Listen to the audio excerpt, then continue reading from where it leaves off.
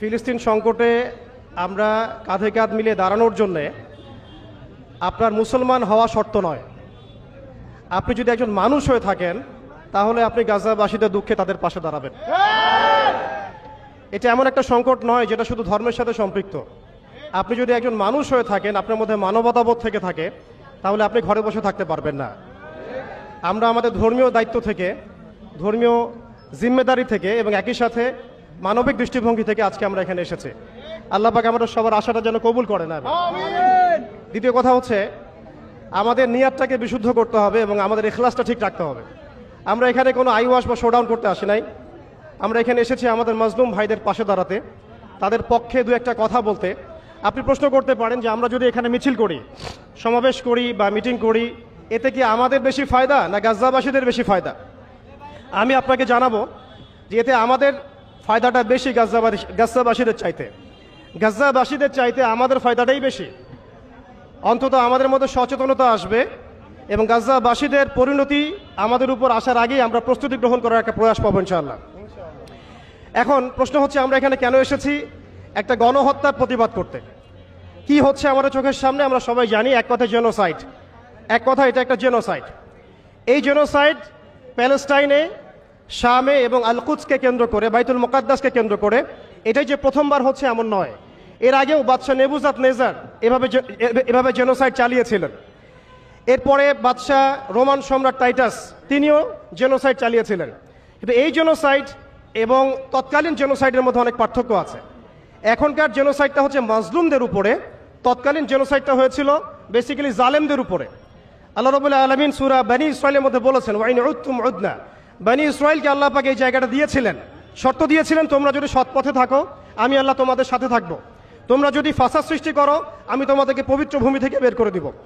এর আগে যখন বনু ইসরাঈল ফাসাদ সৃষ্টি করেছিল তখন আল্লাহ রাব্বুল আলামিন তাদেরকে এইভাবে সেখান থেকে, হোলি ল্যান্ড থেকে বের করে দিয়েছিলেন।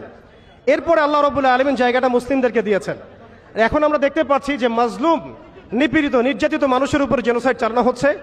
আর এই জেনোসাইডের আরেকটা বৈশিষ্ট্য আছে, এটা গোপনে হচ্ছে না, এটা লুকিয়ে হচ্ছে না, এটা মানুষ লোকচক্ষুর আড়ালে করছে না, বরং এটা লাইভ স্ট্রিমিং করে মানুষ করছে। এখন প্রশ্ন হচ্ছে এই জেনোসাইডটা কারা করছে? আমি এখানে জাস্ট উঁচু গলায় চিল্লায় চিল্লায় কয়েকটা কথা বলবো, চলে যাবো এই জন্য আসে নাই। আপনাদেরকে আমি জাস্ট কয়েকটা পয়েন্ট টাচ করতে এসেছি, এটা আপনাদের সবার জন্যই কাজে দেবে ইনশাআল্লাহ। প্রথম কথা হচ্ছে এই জেনোসাইডটা হচ্ছে, এটা আমাদেরকে স্বীকৃতি দিতে হবে। এটা কোনো সন্ত্রাস বিরোধী অভিযান চলছে না, এটা হচ্ছে মাজলুমদের উপর জেনোসাইড হচ্ছে। এটা সবার আগে আমাদের মাথায় হজম করতে হবে। এটা কোনো সন্ত্রাস বিরোধী বিদ্রোহ না, সন্ত্রাস বিরোধী কোনো মুভমেন্ট না। হামাসের ভাইরা সন্ত্রাসী নয়, হামাসের ভাইরা সন্ত্রাসী নয়, তারা স্বাধীনতা কামী এবং তাদের উপরে এটা জুলুম হচ্ছে, জেনোসাইড হচ্ছে। তাই জেনোসাইডকে জেনোসাইড বলে স্বীকৃতি দেওয়া এটা সবার আগে আমাদের দাবি। দ্বিতীয় কথা হচ্ছে যে এই জেনোসাইডটা কারা করছে? এই জেনোসাইডটা করা হচ্ছে শুধুমাত্র ইহুদিদের পক্ষ থেকে নয়। আপনাদের অনেকের মধ্যে একটা মিসকনসেপশন আছে যে এই জেনোসাইডটাকে শুধু ইহুদিরা করছে। উত্তর হচ্ছে না, এই জেনোসাইডটা করছে একটা মুভমেন্ট, যে মুভমেন্টের নাম হচ্ছে জায়নিস্ট মুভমেন্ট। আমি খোলামেলা কথা বলছি আপনাদের সামনে, এই কথাগুলো আমরা 5 বছর আগেও বলেছি যে এই মুভমেন্টের পিছনে আছে জায়নিস্টরা, জায়নবাদীরা। জায়নবাদী কারা? জায়নবাদী হচ্ছে পৃথিবীর মধ্যে এক শ্রেণীর নাসারা এবং এক শ্রেণীর ইহুদি। সব নাসারা, সব ইহুদি নয়, এক শ্রেণীর নাসারা, এক শ্রেণীর ইহুদি যারা একে অপরের বন্ধু। প্রশ্ন, এই জায়নিস্ট মুভমেন্ট সম্পর্কে কোরআন কি আমাদেরকে কিছু বলেছে? যে এই কোরআন সমস্ত বিষয়ের সমাধান? অবশ্যই বলেছে। আপনি যদি সূরা মাইদার 51 নম্বর আয়াতটা খোলেন, 51 ভার্স নাম্বার 51, আপনি দেখবেন আল্লাহ পাক বলেছেন বা'দা আউযু বিল্লাহি মিনাশ শাইতানির রাজীম ইয়া আইয়ুহাল্লাযীনা আমানু, হে মুমিনগণ, লা তাত্তাখিযুল ইয়াহুদা ওয়ান নাসারা আউলিয়া, হে মুমিনগণ, হে বিশ্বাসীগণ, তোমরা ইহুদি এবং নাসারাদেরকে বন্ধুরূপে গ্রহণ করো না। কোন ইহুদি কোন নাসারাদেরকে? এরপরে আল্লাহ পাক বলেছেন বা'দুহুম আউলিয়া বা'দ, যারা কিনা একে অপরের বন্ধু। সারা বিশ্বে আপনি দেখবেন ইহুদি এবং খ্রিস্টানদের মধ্যে একটা গ্রুপ আছে, একটা দল আছে যারা একে অপরের বন্ধু। এই মুভমেন্টের নাম হচ্ছে জায়নিস্ট মুভমেন্ট। আল্লাহ পাক তাদেরকে আমাদেরকে বন্ধুরূপে গ্রহণ করতে নিষেধ করেছেন। আল্লাহ পাক বলেছেন বা'দুহুম আউলিয়া বা'দ, এরা একে অপরের বন্ধু। ওয়া মান ইয়াতাওয়াল্লাহুম মিনকুম ফাইন্নাহু মিনহুম, হে মুমিনগণ, তোমাদের মধ্যে কেউ যদি ওদের সাথে হাত মিলাও তাহলে তোমরা তাদের অন্তর্ভুক্ত হবে, এই উম্মতের কেউ না তোমরা। বা'দুহুম আউলিয়া বা'দ, ওয়া মান ইয়াতাওয়াল্লাহুম মিনকুম ফাইন্নাহু মিনহুম, তোমাদের মধ্যে কেউ যদি তাদের সাথে হাত মিলাও, বন্ধুত্ব করো, তোমরাও তাদের অন্তর্ভুক্ত। ইন্নাল্লাহা লা ইয়াহদিল কওমা যালিমিন, আর আল্লাহ পাক এই জালেমদেরকে হেদায়েত করবেন না বা করেন না। আল্লাহ পাক কোরআনে জায়নিস্ট মুভমেন্টে দলিল দিয়েছেন। এই জায়নিস্ট মুভমেন্ট ফর্ম করা হয়েছিল একদম 1900 সালের আগে, 1800 সাল থেকে 1900 সালের মধ্যেই এই জায়নিস্ট মুভমেন্টটাকে ফর্ম করা হয়েছে। তাদের মূল উদ্দেশ্য কি, তাদের এজেন্ডাটা কি? তারা কি শুধু গাজা চায়? তারা কি শুধু রাফাহ চায়? তারা কি শুধু প্যালেস্টাইন এবং আল আকসা চায়? এটাও ভুল ধারণা। তারা শুধুমাত্র এই এতটুকু অঞ্চল চায় না। এই জায়নিস্টরা বেসিক্যালি চায়, they want to rule the world. তারা পুরো বিশ্বকে শাসন করতে চায়। They want to rule the world, তারা পুরো বিশ্বকে শাসন করতে চায়। কেন চায়? কারণ তারা প্রত্যাশা করছে, তারা বসে আছে এই অপেক্ষায় যে তাদের একজন মাসিহ আসবে। তারা বলে মিসায়া, তাদের একজন মিসায়া আসবে। যেই মিসায়া যদি আসে তাহলে তারা বাইতুল মুকাদ্দাস থেকে আবারও পুরো বিশ্বকে শাসন করবে, ঠিক যেমন সুলাইমান এবং দাউদ আলাইহিস সালামের সময় তারা বিশ্বকে শাসন করত। এটা তাদের বিকৃত ধর্মগ্রন্থ তালমুদের মধ্যে লেখা আছে। এই এজেন্ডাকে বাস্তবায়ন করার জন্য তারা এগিয়ে যাচ্ছে এবং তারা এই মিসায়ার জন্য তাদের মঞ্চটাকে প্রস্তুত করছে। আপনি যদি মনে করেন গাজা দখল করলেই তাদের এই সন্ত্রাসবাদ থেমে যাবে, আপনি ভুল করছেন। যতক্ষণ পর্যন্ত তারা বিশ্বকে নিয়ন্ত্রণ না করছে, বিশ্বকে শাসন না করছে, তারা ক্ষান্ত হবে না।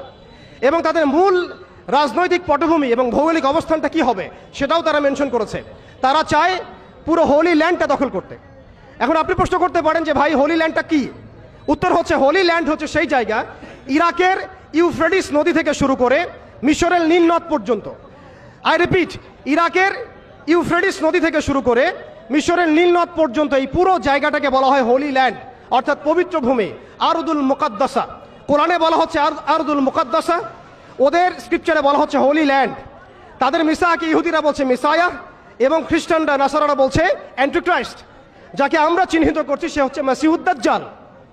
তারা এই হোলি ল্যান্ডটাকে স্বাধীন করতে চায়। তারা মিশরের নীল নদ থেকে শুরু করে ইরাকের ইউফ্রেটিস পর্যন্ত পুরো জায়গাটাই দখল করতে চায়। আপনারা যদি মনে করেন গাজা দখল করার পর তাদের এই হামলা থেমে যাবে, আপনি ভুল করছেন। তারা ততক্ষণ পর্যন্ত ক্ষান্ত হবে না যতক্ষণ পর্যন্ত তারা হোলি ল্যান্ডটা দখল না করছে। এবং শেষ জামানায় যে বৃহত্তর মালহামা বা মহাযুদ্ধের কথা বলা হয়েছে, সেই যুদ্ধ হবে ইরাকের ইউফ্রেটিস নদীর সোনার পাহাড়কে কেন্দ্র করে। আস্তে আস্তে সময় সেদিকে এগিয়ে যাচ্ছে। তাহলে তাদের উদ্দেশ্যটা কি? তাদের উদ্দেশ্য হচ্ছে হোলি ল্যান্ডটাকে দখল করে সেখান থেকে তারা দাজ্জালের শাসন কায়েম করতে চায় সারা বিশ্বে। কারা চায়? জায়নিস্টরা চায়। এই ডটসগুলো যদি আপনি মিলাতে না পারেন এবং শুধু বাইরের চোখ দিয়ে আপনি দেখেন, ভিতরের চোখটাকে অন্ধ রাখেন, আপনি এই ওয়ার্ল্ডের জিও পলিটিক্স বুঝতে পারবেন না। শুধুমাত্র বাহ্যিক স্টাডি দিয়ে, বাহ্যিক জিও পলিটিক্স পড়াশোনা করে, বাহ্যিক ইকোনমিক্স পড়াশোনা করে আপনি এই ওয়ার্ল্ডের প্রকৃত জিও পলিটিক্সকে মেলাতে পারবেন না। অর্থাৎ সামনে আসছে দাজ্জালের শাসন, যেটা নবী সাল্লাল্লাহু আলাইহি ওয়াসাল্লাম ইরশাদ করেছেন যে মাসিহুদ দাজ্জাল এই ইহুদিদেরকে নিয়েই এই বিশ্বকে শাসন করবে 40 দিন। কতদিন? 40 দিন। এবং তার প্রথম দিনটা হচ্ছে 1 বছরের সমান, দ্বিতীয় দিনটা হবে 1 মাসের সমান, এবং তৃতীয় দিনটা হবে 1 সপ্তাহের সমান। বাকি দিনগুলো হবে আমাদের দিনের মতোই। এই কথাটা আমাদের প্রিয় নবী মুহাম্মদ রাসূলুল্লাহ সাল্লাল্লাহু আলাইহি ওয়াসাল্লাম তার পবিত্র জবানে বলে গিয়েছেন বিধায় বিশ্ব এদিকে এগিয়ে যাচ্ছে। এরপরে কি হবে সেটাও প্রিয় নবী সাল্লাল্লাহু আলাইহি ওয়াসাল্লাম আমাদেরকে জানিয়ে গিয়েছেন। এইটা আমাদের আসার জায়গা। আমি যে শুরুতে বলেছিলাম যে আমাদের এই সমাবেশটায় আমাদের ফজিলত, আমাদের গুরুত্বটা বেশি তাদের চাইতে। আপনি জানেন এর সমাধান জিহাদ, আপনি যেতে পারছেন না। আপনি জানেন তার সমাধান হচ্ছে সামরিক আগ্রাসন, আপনি চালাতে পারবেন না। আপনি জানেন এর সমাধান হচ্ছে তাদের পুরো শক্তিটাকে শেকড় থেকে কেটে ফেলা, আপনি এটা করতে পারছেন না, কারণ ভবিষ্যতের দিকে পৃথিবী এগিয়ে যাচ্ছে। এরপরের কথা আছে, নবী করিম সাল্লাল্লাহু আলাইহি ওয়াসাল্লাম বলেছেন এই দাজ্জালের শাসন চিরস্থায়ী হবে না। এটাই হচ্ছে আমাদের আসার জায়গা এবং তরুণ প্রজন্মকে এটাই আমরা শেখাতে চাই, জানাতে চাই। এই দাজ্জালের শাসনটা চিরস্থায়ী হবে না। নবী সাল্লাল্লাহু আলাইহি ওয়াসাল্লাম বলেছেন দাজ্জাল এবং তার অনুসারীরা যখন বিশ্বকে শাসন করার দিকে এগিয়ে যাবে, আল্লাহ রাব্বুল আলামিন তাওহীদপন্থীদের এই কালিমার পতাকার কাফেলা গঠন করবেন ইনশাআল্লাহ। এবং এই কাফেলার মধ্যেই থাকবে ইমামুল মাহদী ইনশাআল্লাহ আযজা ওয়া জাল। এবং তিনি বলেছেন নবী সাল্লাল্লাহু আলাইহি ওয়াসাল্লাম ফালানি'মাল আমিরু আমিরুহা ওয়া লানি'মাল জাইশু যালিকাল জাইশ। কতই না উত্তম হবেন সেই আমির এবং কতই না উত্তম হবেন সেই সেনাবাহিনী। তোমরা যদি বরফের উপর সাঁতার কেটেও হয় তবুও সেই জাইশের মধ্যে যোগ দিও। এটা আমাদের সামনে আসতে যাচ্ছে। পৃথিবীর প্রত্যেকটা জায়গায় আপনি দেখবেন তাওহীদপন্থীদের কাফেলা গঠন হবে, ইসলামী রাষ্ট্রগুলো দাঁড়িয়ে যাবে ইনশাআল্লাহ। আপনি দেখেন সিরিয়া পরিবর্তন হচ্ছে, আপনি দেখেন আফ্রিকা পরিবর্তন হচ্ছে, আপনি দেখেন বাংলাদেশ পরিবর্তন হচ্ছে, আপনি দেখেন প্রজন্মের চোখের মধ্যে তাওহীদের ক্ষুধা, আপনি দেখেন প্রজন্মের চোখ জলজল করছে, তারা ইমানের দিকে আসছে, আমলের দিকে আসছে, ইসলামের দিকে আসছে। সময়, time is closing down to the আখিরুজ জামান ইনশাআল্লাহ আযজা ওয়া জাল। এখন কথা হচ্ছে ইমামুল মাহদির বাহিনী এই দাজ্জালের বাহিনীর সাথে যুদ্ধ করতেই থাকবে, করতেই থাকবে, করতেই থাকবে, কিন্তু শেষ পর্যন্ত ইমামুল মাহদির হাতে দাজ্জালের মৃত্যু লেখা হবে না। আল্লাহ রাব্বুল আলামিন এই মিথ্যা মাসিহকে মেরে ফেলার জন্য, ধ্বংস করার জন্য আসমান থেকে সত্যিকারের মাসিহ ঈসা আলাইহিস সালামকে পাঠাবেন এই সিরিয়ার মধ্যেই ইনশাআল্লাহ। এই কথাগুলো আমাদের অনেক ভাই বুঝেন না, অনেক ভাই জানেন না, স্টাডি করতে চান না, তারা শুধুমাত্র একটা হাইপকে কেন্দ্র করে কথা বলতে চান। বিশ্ব এদিকে এগিয়ে যাচ্ছে, আমরা এখানে শুধু হাইপ তুলতে আসি নাই, আপনাদেরকে জানাতে এসেছি, বোঝাতে এসেছি যে আস্তে আস্তে বিশ্ব কোন দিকে যাচ্ছে এবং আমাদের করণীয় কি হবে। এবার আসেন, এটা ভবিষ্যৎবাণী শুধু নয়, নবী সাল্লাল্লাহু আলাইহি ওয়াসাল্লামের অকাট্য ভবিষ্যৎবাণী। তিনি বলেছেন ঈসা আলাইহিস সালামের হাতে যেই ফিলিস্তিনে আজকে মজলুম বোনদেরকে শহীদ করা হচ্ছে, বাচ্চাদের মাথার খুলি উড়িয়ে দেওয়া হচ্ছে, আমাদের ভাইদেরকে জীবন্ত পুড়িয়ে মারা হচ্ছে, ওই ফিলিস্তিনের, লিখে রাখেন আপনারা, মিডিয়া দিয়ে প্রচার করে দিয়েন, এই ফিলিস্তিনের বাবে লুদ নামক জায়গায় তাদের মিসায়া, তথাকথিত মিসায়া মাসিহুদ দাজ্জালকে ঈসা আলাইহিস সালাম হত্যা করবেন ইনশাআল্লাহ। পৃথিবীর কোন শক্তি, কোন ন্যাটো, কোন ইউনাইটেড নেশনস, কোন ইউরোপিয়ান ইউনিয়ন, কোন IMF, কোন ওয়ার্ল্ড ব্যাংক, কোন সাম্রাজ্যবাদী শক্তি এই ভবিষ্যৎবাণীকে ঠেকাতে পারবেন ইনশাআল্লাহ। আপনি ওদেরকে চেষ্টা করতে দেন, সারা পৃথিবীর সমস্ত মুসলমানকে যদি এখন তারা মেরে ফেলে, তবু এই অকাট্য ভবিষ্যৎবাণী ইনশাআল্লাহ তাআলা তারা পাল্টাতে পারবে না।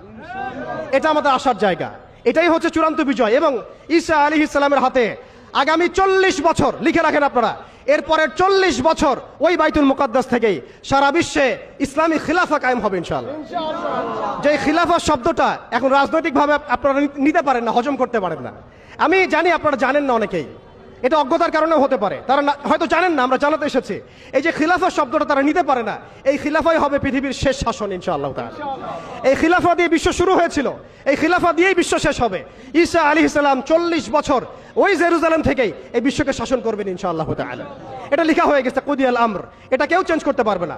এখন মাঝখানের এই সময়টুকুতে জায়নিস্টরা আসলে কি করেছে এবং আমরা কোন কোন জায়গায় পিছিয়ে গেছি এবং আমাদের করণীয় কি হতে পারে, এটা আমি অল্প কথায় শেষ করে দিব। এক কথায় দেখুন, জায়নিস্ট মুভমেন্ট গঠন করার পরে তারা সর্বপ্রথম, ভালো করে খেয়াল করেন, তারা সর্বপ্রথম একটা ঐক্যবদ্ধ প্ল্যাটফর্ম এনেছে। আমরা দেখেন সারা বিশ্বে এখন পর্যন্ত মুসলিমরা একটা ঐক্যবদ্ধ প্ল্যাটফর্ম করতে পারি নাই, তারা ঐক্যবদ্ধ একটা প্ল্যাটফর্ম করেছে এবং সেই প্ল্যাটফর্মকে কেন্দ্র করে তারা সবার আগে খেলাফত ব্যবস্থাকে ধ্বংস করেছে, অটোম্যানদেরকে তারা পরাজিত করেছে। প্রথম বিশ্বযুদ্ধের সেই 1914 থেকে 18-এর মধ্যে তারা বাইতুল মুকাদ্দাসে প্রথম ঢুকেছে এবং তাদের সহযোগী ছিল পশ্চিমা বিশ্ব এবং ব্রিটেন। আজকে আমরা ইসরায়েলের এগেনস্টে কথা বলি ঠিকই, কিন্তু পশ্চিমা বিশ্বের এগেনস্টে আমরা কথা বলতে পারি না, আমরা ব্রিটেনের এগেনস্টে কথা বলতে পারি না। আজকে আমরা ইসরায়েল বিরোধী কথা বলি ঠিকই, আমেরিকার এগেনস্টে আমরা কথা বলতে পারি না। আজকে আমরা তাদের পণ্য বয়কট নিয়ে কথা বলি, এটাও দরকার আছে, কিন্তু তাদের আদর্শ দিয়ে আমাদের ব্যক্তি জীবন, পারিবারিক জীবন, সামাজিক জীবন, ইভেন রাজনৈতিক অর্থনৈতিক জীবন পর্যন্ত ঢেলে সাজানো হয়েছে, এইগুলো আমরা ছাড়তে পারি না। অতএব শুধু এক পেশে দৃষ্টিভঙ্গি দিয়ে আপনি সমস্যার সমাধান করতে পারবেন না, এই সমস্যা অনেক গভীর এবং এটা এত দেরি হয়ে গেছে। আমরা 100 বছর পরে এগুলো নিয়ে কথা বলছি, বিগত 100 বছর আগেই আমাদের এগুলো নিয়ে সচেতন হওয়া উচিত ছিল। এমন নয় যে তৎকালীন সময়কার ভাইরা সচেতন ছিলেন না বা তারা কাজ করেন নাই, করেছেন, কিন্তু এটাই পরীক্ষা, এটা আল্লাহ পাকের মহাপরিকল্পনা। এভাবেই আল্লাহ রাব্বুল আলামিন আমাদেরকে পরীক্ষা করছেন, আমরা হকের পথে থাকি না বাতিলের পথে থাকি। এরপরে এই জায়নিস্ট মুভমেন্ট গঠন করার পর, অটোমান এম্পায়ার থেকে ধ্বংস করার পরে একটা খিলাফা রাষ্ট্র থেকে আমাদেরকে 57টা বিচ্ছিন্ন ছোট ছোট রাষ্ট্র দেওয়া হয়েছে, অর্থাৎ কাঁটাতারের বেড়ার মধ্য দিয়ে আমাদেরকে ভাগ করে ফেলা হয়েছে। এখানকার লক্ষ কোটি যুবক যদি চায় যে আমরা ইসরায়েলে গিয়ে যুদ্ধ করব, তারা যেতে পারবে না। সৌদি আরব থেকে চাইলে যেতে পারবে না, ইয়েমেন থেকে চাইলেও যেতে পারছে না, মিশর থেকে চাইলেও যেতে পারছে না, মালয়েশিয়া থেকে চাইলে যেতে পারছে না, তুরস্ক থেকে চাইলে যেতে পারছে না, পাকিস্তান আফগানিস্তান থেকে চাইলেও অনেকে যেতে পারছেন না। কারণ একটাই, জাতীয়তাবাদ, জাতীয়তাবাদ এবং জাতীয়তাবাদ। আমরা একটা ধোকার মধ্যে আছি। ওরা আমাদেরকে 4টা গোলক ধাঁধায় ফেলে রেখেছে। অটোম্যানদেরকে ধ্বংস করার পরে, খেলাফা ব্যবস্থা ধ্বংস করার পরে যারা আমাদেরকে 4টা দেবতা দিয়ে দিয়েছে। আমি শব্দটা দেবতা বললাম এই অর্থে, কারণ এই মন্ত্রগুলোর আমরা, তন্ত্র মন্ত্রগুলোর পূজা করছি আমরা। ওই আইয়ামে জাহিলিয়াতে যেমন ছিল লাত, ওজ্জা, হবল আর মানাত, সেই আইয়ামে জাহিলিয়াতে যেমন ছিল লাত, ওজ্জা, হবল আর মানাত, ঠিক এইভাবে খেলাফত ব্যবস্থা ধ্বংস করার পরে তারা আমাদেরকে প্রথম দিয়েছে জাতীয়তাবাদ, ন্যাশনালিজম। এর মধ্য দিয়ে আমাদেরকে বিভক্ত করে ফেলেছে তারা। আপনি চাইলেও তাদের সাথে আপনি যোগ দিতে পারবেন না, আপনি চাইলেও হামাসের ভাইদেরকে সাহায্য করতে পারবেন না, আপনি চাইলেও মাজলুমদের পাশে দাঁড়াতে পারছেন না, কারণ কাঁটাতারের বেড়া দিয়ে আপনাকে আটকে দেওয়া হয়েছে। এরপরে ওরা আমাদেরকে গিলিয়ে দিয়েছে ধর্মনিরপেক্ষতাবাদ। এই মতবাদ দিয়ে মানুষকে ধর্মীয় জীবনে ইসলামের মধ্যে সীমাবদ্ধ করা হয়েছে। রাজনৈতিক জীবন, অর্থনৈতিক জীবন, সামাজিক জীবন, শিক্ষা এবং সংস্কৃতির মধ্য থেকে ইসলামকে বিদায় ঘটানো হয়েছে। এটা হচ্ছে একটা কুফরি মতবাদ, শিরকি মতবাদ। এরপরে দেওয়া হয়েছে আমাদেরকে কমিউনিজম। আমাদের অনেক ভাই এটা বুঝেন না, এটা একটা বৈশ্বিক পুঁজিবাদ। এর মধ্য দিয়ে আপনাকে সুদখোর বানানো হয়েছে এবং নাস্তিক বানানো হয়েছে, আল্লাহ থেকে আপনাকে সরিয়ে ফেলা হয়েছে। কালিমার পতাকা লা ইলাহা ইল্লাল্লাহ মুহাম্মাদুর রাসূলুল্লাহ থেকে আপনাকে সরায় দেওয়া হয়েছে। এরপরে আরেকটা মতবাদ দেওয়া হয়েছে তথাকথিত গণতন্ত্র। এই গোলকধাঁধে আমরা অনেকে পড়ে গেছি। এই তথাকথিত গণতন্ত্রগুলো, ধর্মনিরপেক্ষতাবাদ, জাতীয়তাবাদ, এই কমিউনিজম, এই সমস্যার হাল আপনাকে কখনোই দিবে না। এরা আপনাকে একটা গোলকধাঁধে ফেলে রাখবে। এরা আপনাকে চারতন্ত্রের পূজায় লিপ্ত রেখেছে এবং এর মধ্য দিয়ে আপনাদেরকে ইন্টারনালি তারা ব্যস্ত রেখেছে। এক ভাই আরেক ভাইয়ের সাথে মারামারি করতে থাকবেন, একটা জাতিগত ঐক্য কখনো আপনি করতে পারবেন না। এই মন্ত্রগুলো দিয়ে আমাদেরকে বিভক্ত করে দেওয়ার পরে তারা ব্যাংকিং ব্যবস্থার নিয়ন্ত্রণ নিয়েছে ওয়ার্ল্ড ব্যাংকের মধ্য দিয়ে, IMF এর মধ্য দিয়ে, ইত্যাদি ব্যবস্থার মধ্য দিয়ে, ফেডারেল রিজার্ভ ব্যাংকের মধ্য দিয়ে। শুধু তাই নয়, তারা আমাদের গোল্ড কয়েন, গোল্ড দিনার, সিলভার দিরহামকে উঠিয়ে দিয়েছে, দিয়ে আমাদেরকে কাগজের টাকা দিয়েছে যার মধ্যে ইন্টার্নশিপ কোনো ভ্যালু নাই। এটা অরিজিনাল কোনো সম্পত্তি না। এরপরে তারা আমাদেরকে কান্ট্রিতে তো বিভক্ত করেছেই, তন্ত্রমন্ত্র গিলিয়েছেই, ব্যাংকিং ব্যবস্থা তো দখল করেছেই, ইউনাইটেড নেশনসও গঠন করেছে। সমস্ত বড় বড় মিডিয়াগুলো তারা হাতের কবজার মধ্যে নিয়ে এসেছে। আপনি খেয়াল করে দেখেন, পুরো বিশ্বে মিডিয়া দিয়ে তারা যুদ্ধ চালিয়েছে, পুরো বিশ্বে মিডিয়া দিয়েই তারা মুসলমানদেরকে জঙ্গি সন্ত্রাসী বানিয়েছে। পুরো বিশ্বে বড় বড় মিডিয়াগুলোর মধ্য দিয়ে তারা মুসলমানদেরকে জঙ্গি এবং সন্ত্রাসী বানিয়েছে। এটা সত্য কথা, সবাই জানি আমরা এগুলো। আমরা সত্যের পথে দাঁড়াই, এখনো সময় আছে, আল্লাহ পাক আমাদেরকে বোঝার তৌফিক দান করে। এরপর তারা প্রযুক্তিগত নিয়ন্ত্রণ নিয়েছে। আপনি দেখেন AI সিস্টেমের মধ্য দিয়ে ঘরে বসে কিবোর্ডের একটা ক্লিপের মধ্য দিয়ে দূর থেকে একটা মানুষকে বোম মেরে উড়িয়ে দিচ্ছে। আপনি এটাকে কিভাবে নিচ্ছেন? এরা প্রযুক্তিগত উৎকর্ষের দিকে এতদূর চলে গিয়েছে যে ঘরে বসে তারা যে কোনো মানুষকে হত্যা করার এখতিয়ার নিয়ে নিয়েছে। সমস্ত মুসলিমদের ডেটা, সমস্ত মুসলিমদের তথ্য, সমস্ত মুসলিম কান্ট্রির ইন্টারনাল যে অ্যাক্সেসগুলো, এই সমস্ত কিছু তাদের নখদর্পণে চলে আসছে শুধুমাত্র প্রযুক্তিগত উৎকর্ষের মধ্য দিয়ে। শুধু তাই নয়, ব্যাংকিং সিস্টেম, প্রযুক্তিগত উৎকর্ষ, মিডিয়া ছাড়াও তারা শিল্প, সংস্কৃতি এবং আদর্শগত দিক থেকে আমাদেরকে তাদের দাস বানিয়ে দিয়েছে।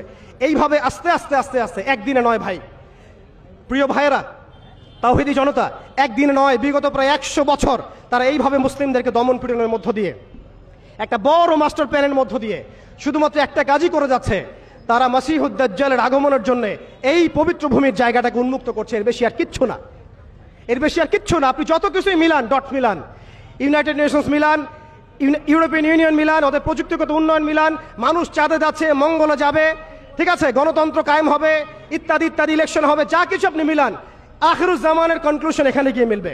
অতএব আমাদের সবাইকে আমাদের ভিতরের চোখটাকে উন্মুক্ত করতে হবে। এই সময়টুকুর মধ্যে আমরা এই গোলকধাঁধার মধ্যে পড়ে গেছি, এটা আমাদের পরীক্ষা। এর মধ্যে শুধু 100 বছরে একবার দুইবার নয়, দফায় দফায় আমরা ক্যালকুলেশন করেছি, প্রায় 300 থেকে 400টা জেনোসাইড তারা ঘটিয়েছে এই গাজার মধ্যে, এই রাফার মধ্যে, এই ফিলিস্তিনের মধ্যে, এই বাইতুল মুকাদ্দাসের আশেপাশের জায়গাগুলোর মধ্যে। বিশ্ব মিডিয়া নীরব। আপনি বলেন, অনেস্টলি বলেন, তাদেরকে সহযোগিতা করেছে কারা? পশ্চিমারা। তাদেরকে অস্ত্র দিয়েছে কারা? ব্রিটেন। তাদেরকে সামরিক সহযোগিতা কে দিয়েছে? এই আমেরিকা। তাদেরকে ব্যাংকিং সিস্টেম কে দিয়েছে? এই পশ্চিমারাই। তাদেরকে মারণাস্ত্র তুলে দিয়েছে কারা? শিশুদেরকে বম্বিং করার এখতিয়ার কারা দিয়েছে? তাদেরকে কারা এইভাবে শক্তিশালী করেছে? উত্তর এক কথায় আসবে, পশ্চিমারা, পশ্চিমা বিশ্ব, আমেরিকান রেজিম এবং এই জায়নিস্ট মুভমেন্ট। অতএব আপনাকে আমাকে সতর্ক হতে হবে, আমরা শুধুমাত্র যেন ইসরায়েলকে আমাদের শত্রু হিসেবে চিহ্নিত না করি, বরং ইসরায়েলের সাথে যারাই হাত মিলিয়েছে এবং যারাই তাকে বন্ধুরূপে গ্রহণ করেছে, এই শত্রুদেরকেও আমাদেরকে শত্রু হিসেবে চিহ্নিত করতে হবে। একটা কথা স্পষ্ট করে জেনে রাখবেন, আপনার শত্রু এবং আপনার শত্রুর বন্ধু আমার শত্রু। আমাদের শত্রু যেমন আমাদের শত্রু, ঠিক আমাদের শত্রুর বন্ধু আমাদের শত্রু। আপনাদেরকে আরো একটা কম সম্পর্কে সতর্ক করে রাখি, যেই কম তাদের সাথে হাত মিলিয়েছে এবং আমরা দেখতে পাচ্ছি যে তারাও সেখানে সৈন্য পাঠিয়েছে এবং তারা গর্ব করে বলছে যে আমাদের 6,500 সৈন্য সেখানে যুদ্ধ করছে। আমি এটা বলতে চাই নাই, কিন্তু আমি আপনাকে বলতে বাধ্য হলাম। দেখুন, আপনি অমুসলিম হন, আমার কোনো আপত্তি নাই, কিন্তু আপনি মাজলুমদের পক্ষ নেন, জালেমের পক্ষ নিয়েন না। আশা করা যায় আপনি যদি মাজলুমদের পক্ষ নেন, আল্লাহ চাইলে কোনো না কোনো দিন আল্লাহ আপনাকে হেদায়েত দিতে পারেন। আপনাকে স্পষ্ট করে কথা বলা শিখতে হবে। আল্লাহ রাব্বুল আলামিন বলেছেন, লাতাজিদান্না আশাদ্দান নাস আদাওয়াতাল লিল্লাযিনা আমানুল ইয়াহুদ ওয়াল্লাযিনা আশরাকু। এর আগের আয়াতে শুনেছেন ইহুদি এবং নাসারা একে অপরের বন্ধু। এই আয়াতে সূরা মাইদার এই 82 নম্বর আয়াতে আল্লাহ পাক বলেছেন যে আরো একটা কওম আছে, যেই কওম মুসলিমদের সাথে সবচেয়ে বেশি শত্রুতা পোষণ করে। এক নম্বর কওম হচ্ছে ইহুদি এবং দ্বিতীয় কওম হচ্ছে মুশরিকিন, যারা মুশরিক। আপনি দেখুন সারা ওয়ার্ল্ডে এখন ইসরায়েলের সবচেয়ে বড় বন্ধু রাষ্ট্র কারা? বলুন। ইসরায়েলের সবচেয়ে বড় বন্ধু রাষ্ট্র কারা? আপনার বাড়ির পাশে নব্য ইসরায়েল। আমরা বড় ইসরায়েল সম্পর্কে সচেতন আছি কম বেশি, কিন্তু আপনার ঘরের পাশেই নব্য ইসরায়েলের জন্ম হয়েছে, এই ব্যাপারে আমাদের সচেতনতা নাই। তারা সংসদ ভবনে তাদের সংসদে ফখর করে বলছে যে আমরা 6,500 সৈন্য পাঠিয়েছি, আমাদের হয়ে যুদ্ধ করছে। নাউজুবিল্লাহ মিন যালিক। তার মানে আপনারা প্রমাণ করলেন। আচ্ছা বলেন, খ্রিস্টানদের সাথে না হয় তাদের সম্পর্ক আছে, তারা আহলে কিতাব, আপনাদের সাথে তাদের কি সম্পর্ক? খ্রিস্টানদের সাথে না ইহুদিদের একটা সম্পর্ক আছে, তারা আহলে কিতাব দাবি করে তারা, কিন্তু আপনাদের সাথে যারা পৌত্তলিক তাদের সাথে এই ইহুদিদের কি সম্পর্ক? শুধু তাই নয়, আমরা লক্ষ্য করছি, আমরা আমাদের পার্শ্ববর্তী নব্য ইসরায়েলের মধ্যে লক্ষ্য করছি মুসলিমদেরকে তারাবির নামাজে টর্চার করা হলো, হোলি উৎসবের নামে মুসলিমদেরকে নির্যাতন করা হলো। আমরা দেখলাম সেখানে গরুর মাংস বহন করার অপরাধে পিটিয়ে মুসলিমকে হত্যা করা হয়েছে। লক্ষ লক্ষ একর জমি যেগুলো আমরা ওয়াকফ করেছিলাম, সেই জমিগুলোকে রাষ্ট্রীয়ভাবে বাজেয়াপ্ত করা হয়েছে। আমি যদি একটা জমি মাদ্রাসায় দান করি, আপনার কোন এখতিয়ার আছে সেটাকে আপনি রাষ্ট্রীয় বাজেয়াপ্ত করতে পারেন? এখানে মানবতা কোথায়? এখানে গণতন্ত্র কোথায়?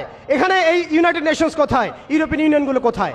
আপনাদের এই সব তথাকথিত তন্ত্রমন্ত্রগুলো এবং তথাকথিত মতবাদগুলো একটা এজেন্ডাই বাস্তবায়ন করছে, তারা পুরো বিশ্বে শুধু দাজ্জালের শাসন কায়েম করতে চায়। এখন মুসলিম ভাইরা, সর্বশেষ কথা হচ্ছে, আমরা উদাত্তভাবে আহ্বান জানাবো, আপনি যে কোনো ধর্মের হন, যে কোনো বর্ণের হন, আপনি যে কোনো ভাষার হন, যে কোনো জাতির হন, আপনি জালেমের পক্ষ নিয়েন না, মাজলুমের পক্ষ নেন। এখানে আমরা আপনাদেরকে কটাক্ষ করতে আসি নাই, আমরা সত্য উন্মোচন করতে আসছি। আপনি জালেমের পক্ষ নিয়েন না, মাজলুমের পক্ষ নেন। আল্লাহ চান তো কোনো না কোনো দিন আল্লাহ আপনাকে হেদায়েত দিবেন ইনশাআল্লাহ। আপনি মানবতার দাবি থেকে এই জায়গায় দাঁড়ান। এই অবস্থা যখন চলছিল তখন কি আমরা ঘুমিয়েছিলাম? উত্তর না। বিগত 100 বছর আমরা ঘুমিয়ে থাকি নাই, সবাই চেষ্টা করেছে কম বেশি, কিন্তু এইসব তন্ত্রমন্ত্রের জালের মধ্যে পড়ে, এইসব তন্ত্রমন্ত্রের গোলকধাঁধায় পড়ে, এইসব নৈতিকতার অবক্ষয়, ইমানের দুর্বলতা, হারাম খাওয়া, সুদে লিপ্ত হওয়া, আমাদের এই মাদক, এই জেনা, এই ফ্রি মিক্সিং, এই পর্নোগ্রাফি, এই সমস্ত কিছুর মধ্য দিয়ে আজকে আমরা আমাদের সেই ইমানি জাজবাকে হারিয়ে ফেলেছি। এখন সময় হচ্ছে সেই জাজবাকে আবার ফিরিয়ে নিয়ে আসা। অতএব আমাদের করণীয় এখান থেকে উঠে আসবে। দেখুন, আপনি গাজায় গিয়ে যুদ্ধ করতে না পারলেও যে অনিবার্য যুদ্ধ তারা আমাদের উপর চাপিয়ে দিবে, সেটা কিন্তু এই অঞ্চলের দিকেও ছড়িয়ে পড়বেই পড়বে। কারণ হাদিসের মধ্যে এসেছে যে মাসিহুদ দাজ্জাল পুরো বিশ্বকে শাসন করবে, শুধুমাত্র মক্কা মদিনায় ঢুকতে পারবে না। অতএব সারা বিশ্বের মধ্যে সে যুদ্ধের দাবানল ছড়িয়ে দিবে, এতে কোনো সন্দেহ নাই। আপনি খেয়াল করে দেখেন, আফ্রিকার কন্টিনেন্ট, ইয়েমেনের কন্টিনেন্ট, অ্যারাবিয়ান কন্টিনেন্ট এবং আমাদের এই আঞ্চলিক কন্টিনেন্ট, প্রত্যেকটা কন্টিনেন্টের মধ্যেই তারা যুদ্ধ ছড়িয়ে দিয়েছে এবং তারা একটা ভাষা আমাদেরকে শিখিয়ে দিয়েছে, অপশন দিয়ে দিয়েছে, হয় আপনি তাদের দাসত্ব করবেন, না হলে আপনি মরবেন।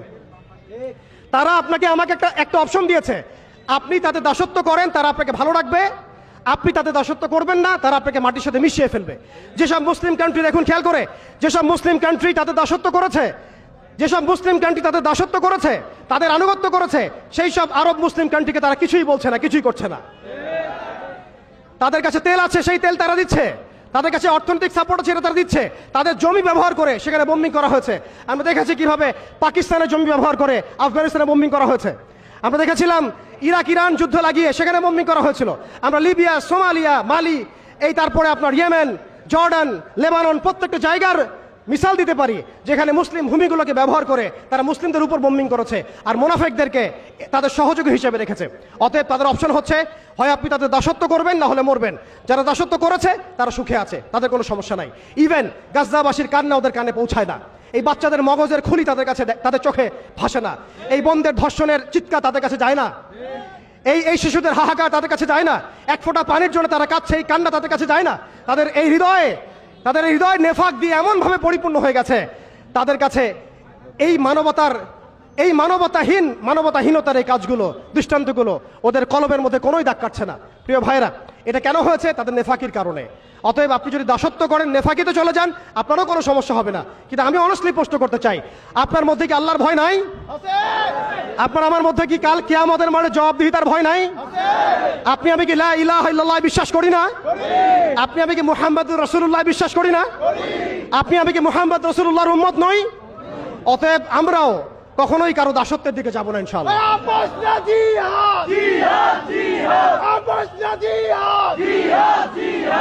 আমরাও ইনশাআল্লাহ তাআলা কোশ্চিন কালে এই জায়নিস্ট মুভমেন্টের, এই পশ্চিমাদের এই দাজ্জালের অনুসারীদের দাসত্বের মধ্যে কখনো যাব না ইনশাআল্লাহ। তারা আমাদেরকে অপশন দিয়েছে, হয় দাসত্ব করো না হলে মরো। আমরাও বলে দিব আমরা ইনশাআল্লাহ তাআলা শহীদ হয়ে যাব, তবু তোমাদের দাসত্ব করবো না ইনশাআল্লাহ।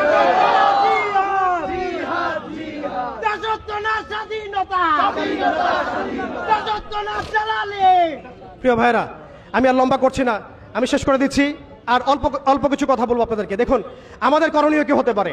আমাদের প্রথম করণীয় হচ্ছে ভাই আপনার আমার সচেতনতা তৈরি করা। আপনি আমি এখনো ঘুমাচ্ছি। তারা বিশ্বকে গ্রাস করার ষড়যন্ত্র করেছে বিগত 200 বছর থেকে। আমরা ঘুমিয়ে আছি। আপনি মনে করবেন না এই ফেতনাগুলো বাংলার মাটিতেও আসবে না, একদিন না একদিন অবশ্যই আসবে, দেখে নিয়েন। আমি বলে দিচ্ছি এই ফেতনাগুলো বাংলার মাটিতেও অবশ্যই আসবে ইনশাআল্লাহ, দেখে নিয়েন আপনারা। এবং সারা বিশ্বকে গ্রাস করার যে পায়তারা তারা করেছে, এটা নতুন কোনো এজেন্ডা নয়, এটা ওদের সুদূর প্রসারী 100 বছরের প্ল্যান। আমাদেরকেও একটা সুদূর প্রসারী পরিকল্পনা করে আগাতে হবে। শুধু আবেগ দিয়ে, একদিনের শোডাউন দিয়ে, একটা লং মার্চ দিয়ে, একটা মিছিল দিয়ে, একটা পতাকা উড়িয়ে আপনি সমস্যার সমাধান করতে পারবেন না।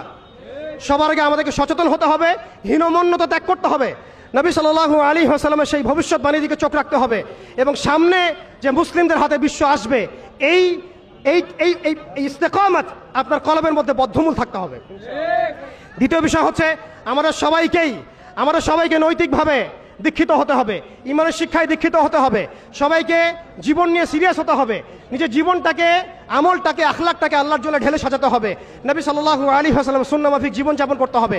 এর সাথে আমাদের রাষ্ট্র ব্যবস্থায় যারা আছেন, সরকারে যারা আছেন, প্রশাসনে যারা আছেন, সমস্ত ভাইদেরকে মহব্বতের সাথে দাওয়াত দিতে হবে। ইনশাআল্লাহ এই মানুষগুলোর মধ্যে থেকে দেখবেন আগামীর খালিদ বের হয়ে আসছে, এই মানুষগুলোর মধ্যে আগামীর ওমর বের হয়ে আসবে ইনশাআল্লাহ। আমাদের পুলিশ ভাইদেরকে, আনসারদেরকে, বিজিবিকে, সেনাবাহিনীকে, আমাদের ঊর্ধ্বতন কর্তৃপক্ষকে, এমনকি এমপি মন্ত্রী সবাইকেই এই বিশ্বের বর্তমান প্রেক্ষাপট সহ ভবিষ্যৎ এবং বাস্তবতাটাকে বোঝাতে হবে, দাওয়াতটাকে আমভাবে প্রচার করতে হবে।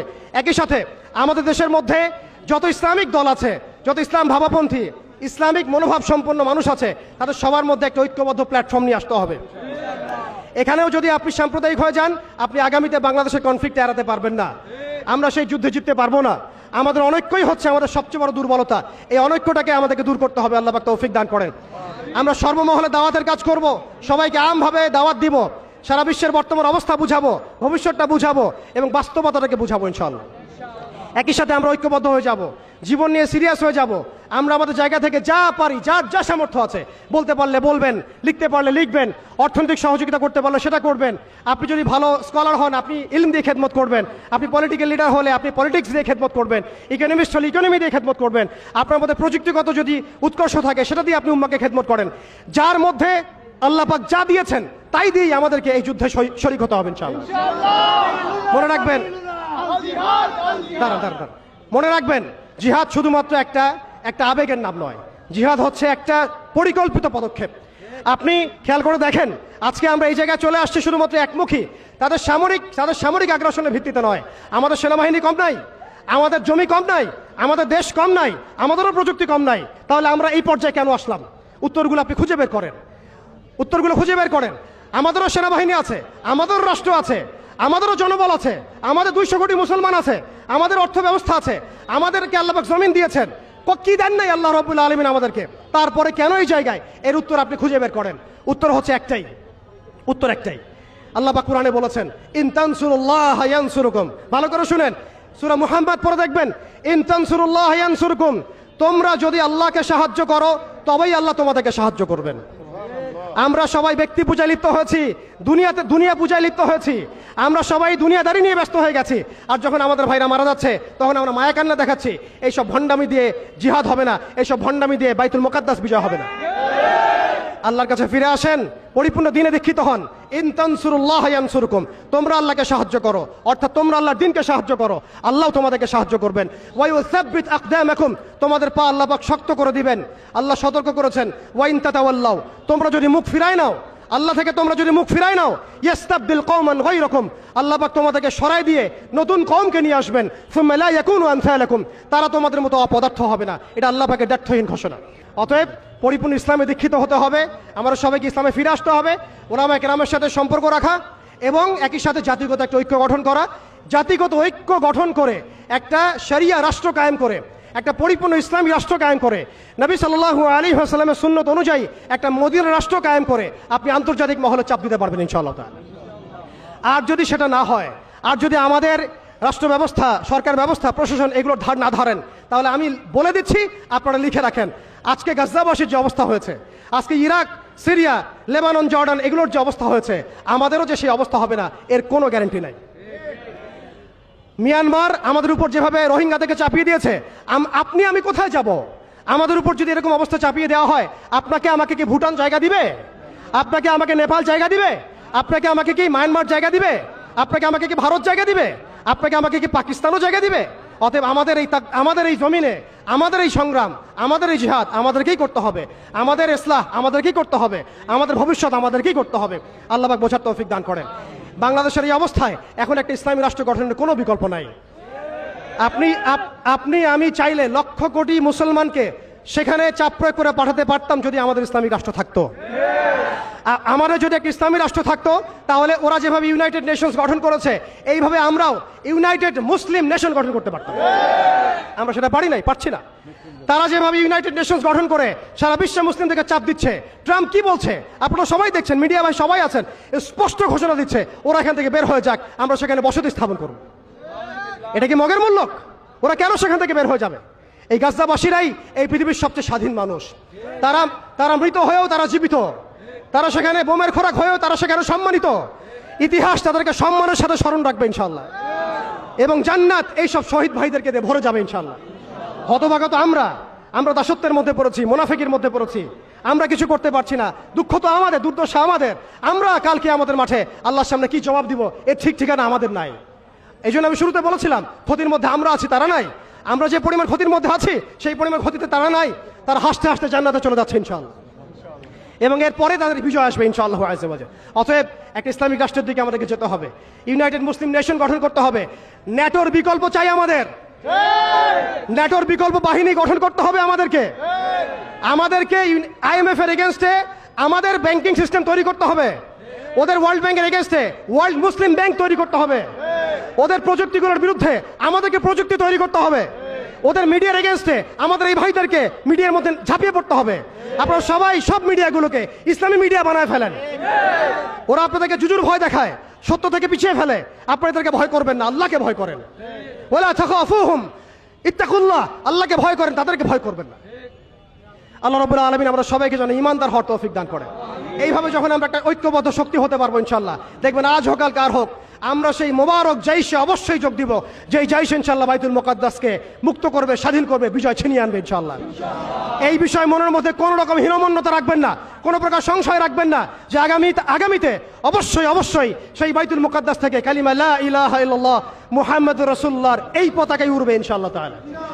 তারা এই পতাকাগুলোকে সরিয়ে ফেলতে চায়, তারা জাতীয়তাবাদের আদলে এই বিশ্বকে সাজাতে চায়, কিন্তু আল্লাহর রাসূল সাল্লাল্লাহু আলাইহি ওয়াসাল্লাম বলেছেন, এমন একটা কাঁচা বাড়ি, একটা পাকা বাড়ি বাদ থাকবে না যেই বাড়িতে কালিমা লা ইলাহা ইল্লাল্লাহ মুহাম্মাদুর রাসূলুল্লাহর পতাকা উড়বে না। এটা নবী সাল্লাল্লাহু আলাইহি ওয়াসাল্লামের ভবিষ্যৎবাণী। আল্লাহ পাক আমাদের সবাইকে সেই মকবুল কাফেলায় শরীক হওয়ার তৌফিক দান করেন, আমাদেরকে আল্লাহ পাক ইসলাহ দান করেন, আমাদেরকে আল্লাহ পাক সেই হারানোর সম্মান আবার ফিরায় দেন। আমাদের সবাইকে আল্লাহ পাক আবারও সেই ঈমানদীপ্ত প্রজন্ম তৈরি করার তৌফিক দান করেন।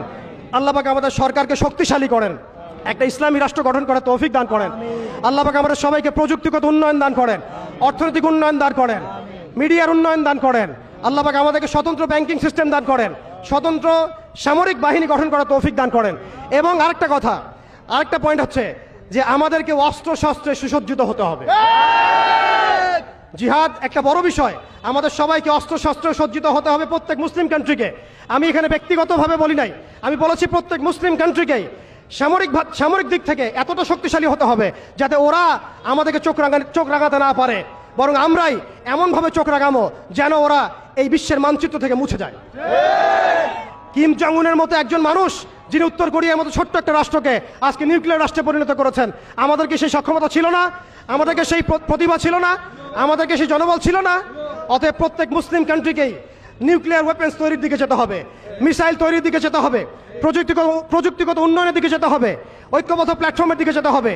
একসাথে সবাই মিলে আমরা যখন এই সমস্যার সমাধানে হাত লাগাবো, কাঁধে কাঁধ মেলাবো, দেখবেন এই ছোট্ট ইহুদি রাষ্ট্র কিছুই করতে পারবে না, পশ্চিমা বিশ্বই কিছুই করতে পারবে না, এমনকি পুরো দাজ্জালের বাহিনী মিলেও এই বিশ্বে ইসলামের বিজয় ঠেকাতে পারবে না ইনশাআল্লাহ। আমি আজকে আপনাদের সামনে শুধুমাত্র কিছু আবেগী কথাবার্তা বলতে আসি নাই, আমি কিছু প্র্যাকটিক্যাল কথা বলতে এসেছিলাম। জানি না কতটুকু বোঝাতে পেরেছি। এই বিশ্ব তার ফিউচারের দিকে এগিয়ে যাচ্ছে, এটা কোনো কাকতালীয় বিষয় নয়। সারা বিশ্বে যা হচ্ছে এই ব্যাপারে আমাদেরকে পড়াশোনা করতে হবে, আমাদের সচেতন হতে হবে, আমাদেরকে দাওয়াতের মেহনত বাড়াতে হবে। এমন এমন কিছু ইভেন্ট আমাদের সামনে আল্লাহ পাক দেন, ইস্যু দেন, যে ইস্যুগুলোতে আমরা ঐক্যবদ্ধ হতে পারি। ফিলিস্তিন ইস্যু হচ্ছে তার মধ্যে অন্যতম একটা সেরা ইস্যু। আমরা যদি এই ইস্যুতে ঐক্যবদ্ধ হতে না পারি তাহলে আল্লাহর কসম জানি না আর কোন ইস্যুতে আমরা ঐক্যবদ্ধ হতে পারবো। অতএব আমরা সবাইকে আল্লাহ পাক যেন কবুল করেন, মঞ্জুর করেন। ফিলিস্তিন ইস্যুতে আমাদেরকে সোচ্চার করেন, সচেতন করেন। আমরা সবাই বলবো, লিখবো, কথা বলবো, সরকারকে চাপ প্রয়োগ করবো, সরকারকে অনুরোধ করব তারা যেন বিশ্ব মিডিয়াতে, বিশ্ব মানচিত্রে, বিশ্ব প্ল্যাটফর্মগুলোতে একটা বলিষ্ঠ ভূমিকা রাখেন যে হ্যাঁ আমরা বাংলাদেশের মুসলিমরা, বাঙালি মুসলিমরা আমরা সেই ভাইদের সাথে আছি। ইনশাআল্লাহ তাআলা অচিরেই আমরা আমাদের দেশকে ইসলামী আদলে গড়ে তুলবো ইনশাআল্লাহ তাআলা, এবং আমাদের এই তরুণ প্রজন্মকে প্রশিক্ষিত করবো ইনশাআল্লাহ। ইনশাআল্লাহ আমরা একটা সামগ্রিক জিহাদের দিকে যাবো ইনশাআল্লাহ। আমরা ইনশাআল্লাহ তাআলা একটা ঐক্যবদ্ধ জাতি করে এমনভাবে বিশ্বের বুকে দাঁড়াবো যে বাংলাদেশকে কেউ কটাক্ষ করতে পারবে না ইনশাআল্লাহ, আমাদেরকে তুচ্ছ তাচ্ছিল্য করতে পারবে না ইনশাআল্লাহ, আমাদেরকে রক্তচক্ষু দেখাতে পারবে না ইনশাআল্লাহ। একদিন না একদিন আমরা সেই বিজয়ী কাফেলায় শরীক হবই হবে ইনশাআল্লাহ। অতএব আজকে যেগুলো চলছে এগুলো দিয়ে আপনি এই সমস্যার সমাধান করতে পারবেন না। এই সমস্যাগুলো সমাধান করতে হলে আমাদেরকে ভিতর থেকে কাজ করতে হবে। আল্লাহ পাক আমরা সবাইকে কথাগুলো বোঝার, আমল করার তৌফিক দান করেন, আমিন। আমি একটু হয়তো বেশি সময় নিয়ে ফেলেছি, এই জন্য আন্তরিকভাবে দুঃখিত। আজকে যে মিডিয়া ভাইরা এসেছেন, আমি আমার জায়গা থেকে, আমাদের পুরো টিমের জায়গা থেকে আপনাদের সবাইকে অনেক অনেক জাযাকুমুল্লাহ, অনেক অনেক দোয়া, অনেক অনেক শুভকামনা জানাচ্ছি। আল্লাহ পাক যেন আপনাদের সবাইকে এভাবেই সত্যের পথে দাঁড়ানোর তৌফিক দান করেন। যে ভাইরা সময় দিয়েছেন, আজকেই আমাদের আহ্বানে সাড়া দিয়েছেন, মাত্র 4-5 ঘন্টার এই আহ্বানে আপনারা সবাইকে কবুল করেন, আমিন। আল্লাহ পাক বাংলাদেশের তরুণ প্রজন্মকে কবুল করেন, আমিন। আল্লাহ আপনি গাজ্জার ভাই থেকে শহীদ হিসেবে কবুল করেন। আল্লাহ পাক আপনার গায়েবী নুসরত সেখানে নাজিল করেন। আল্লাহ পাক সেখানে গাজ্জার ভাই বোনদেরকে এমনভাবে নুসরত দান করেন যা কাফের সেটা চিন্তাও করতে পারবেন ইনশাআল্লাহ। আল্লাহ পাক আমাদেরকে জাতিগত ঐক্য দান করেন।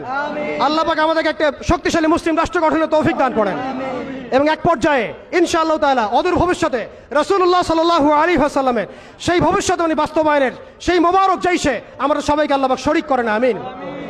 হয় আমরা বাইতুল মুকাদ্দাসকে বিজয় করব অথবা শহীদ হয়ে যাব ইনশাআল্লাহ। হয় আমরা আল্লাহর জমিন, আল্লাহর দিন কায়েম করব, না হলে দিন কায়েম করতে করতে করতে করতে আমরা শহীদ হয়ে যাব ইনশাআল্লাহ। এছাড়া আমাদের জীবনের অন্য কোনো উদ্দেশ্য নাই। আর একটা কথা স্পষ্ট বলতে চাই, আমাদের গোপন কোনো এজেন্ডা নাই। আমরা কোনো বিচ্ছিন্ন জনগোষ্ঠী নই, এবং আমাদের কোনো গোপন এজেন্ডা নাই। আমরা সবকিছু উন্মুক্ত বললাম, খোলামেলা। আমরা চাই আল্লাহর জমিনে আল্লাহর দিন কায়েম হোক, এবং আমরা এই দাওয়াতটা সবাইকে আমভাবে দিতে চাই। আপনারাও আল্লাহর দিনে দীক্ষিত হন। আসেন আমরা সবাই কাঁধে কাঁধ মিলাই এই জালেম সভ্যতার বিরুদ্ধে দাঁড়াই। কারণ জালেম সভ্যতা কখনো আপনাকেও চিনবে না। আপনার প্রয়োজন ফুরিয়ে গেলে সে কালকে আপনার পিঠেও লাথি মারবে, সে কালকে আপনার পিঠেও ছুরি চালাবে, কোনো সন্দেহ নাই। অতএব দাজ্জাল এবং তার অনুসারীদেরকে বিশ্বাস করতে যাবেন না। দাজ্জাল এবং তার অনুসারীদের প্রতারণায় পা দিবেন না। দাজ্জাল এবং তার অনুসারীদের এই জুলুমের মধ্যে সহযোগী হবেন না। যদি হন আল্লাহ আপনাকে ধ্বংস করে দিবেন, আর যদি না হন আল্লাহ আপনাকে সম্মানিত করবেন ইনশাআল্লাহ। আল্লাহ পাক আমরা সবাইকে এই আঞ্চলিক এবং বৈশ্বিক ফিতনাগুলো মোকাবেলা করার তৌফিক দান করেন। আল্লাহ এমন একটা প্রজন্ম আল্লাহ আপনি করে দেন, আল্লাহ আপনি এমন একটা প্রজন্ম করে দেন যেই প্রজন্ম ইনশাআল্লাহ তাআলা বাইতুল মুকাদ্দাস বিজয় করে ফিরবে ইনশাআল্লাহ।